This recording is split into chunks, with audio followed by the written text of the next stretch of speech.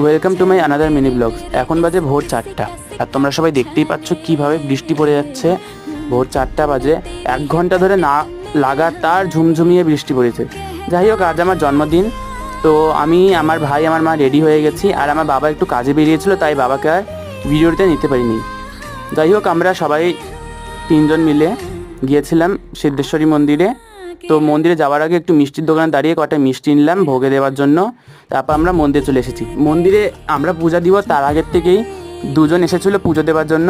তো ওরা পুজো দিল, তারপরে আমরাও বসলাম, পুজো দিলাম, অঞ্জলি দিয়ে তারপরে এক এক করে সব ঠাকুরকে প্রণাম করে আসলাম। আর মা শেষে সব কটি ঠাকুরকে একটু ধূপকাঠি দেখিয়ে নিল। আর এখানে রয়েছে 4টা মন্দির। একটা মা কালীর, প্রথমত মা কালীর মন্দির রয়েছে, তারপর রয়েছে শিব ঠাকুরের মন্দির একটা, আর একটা রয়েছে মা ষষ্ঠীর মন্দির, আর একটা সবশেষে মা দুর্গা মন্দির। এখানে দুর্গা পূজাও হয় আর বাসন্তী পুজোও হয়।